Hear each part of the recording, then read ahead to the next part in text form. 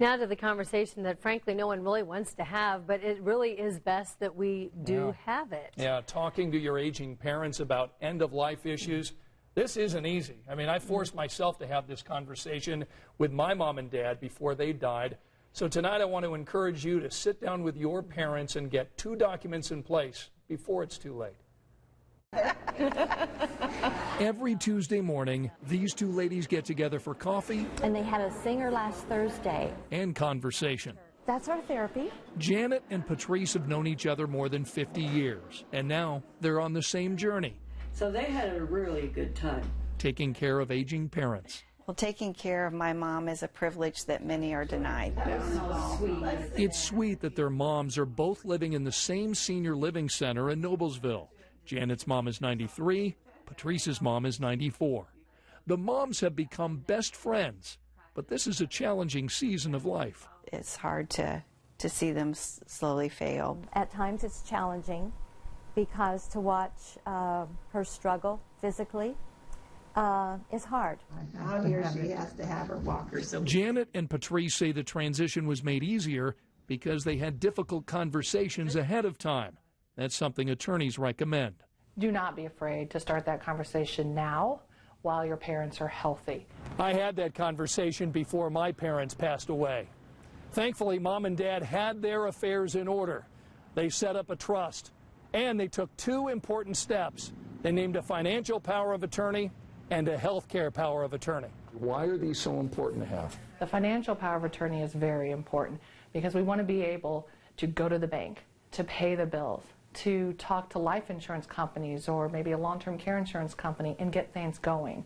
If you don't have a power of attorney, they will not talk to you. But a health care power of attorney, that's effective now, and it's going to allow your children to talk to the doctors for you, get information, and then make those decisions that you've given that guidance on in the living will.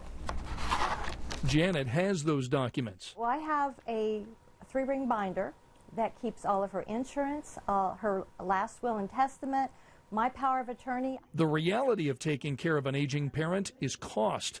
In-home care can run $2,500 to $5,000 a month. Assisted living costs $3,500 to $5,000 a month.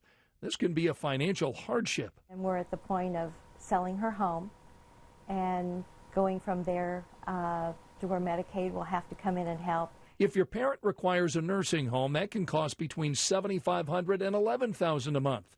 So now is the time to talk with your parents about how to pay for it. Long-term care insurance is an option, though it's expensive. Otherwise, many people look at Medicaid or veterans benefits for help.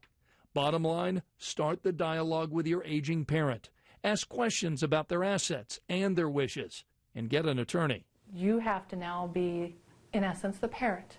You're in charge now. And if you can, find a friend who can walk the journey with you. We've laughed, we've had a lot of caffeine, and we're ready to take on the world and our mothers.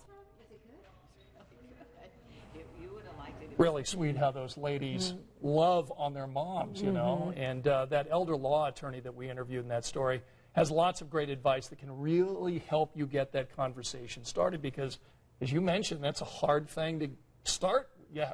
Where do you even begin, right? Well, I don't think my parents want to talk about it. Right, They and that's just want to normal. talk about what they're doing today. Yeah. I don't think that's something that they're interested in talking about. So Yeah. it's difficult to, It is. what do you do now? Right. And we need to have those conversations. So, again, we've got some more advice from that elder law attorney. You can go to WTHR.com and read that tonight. So good luck.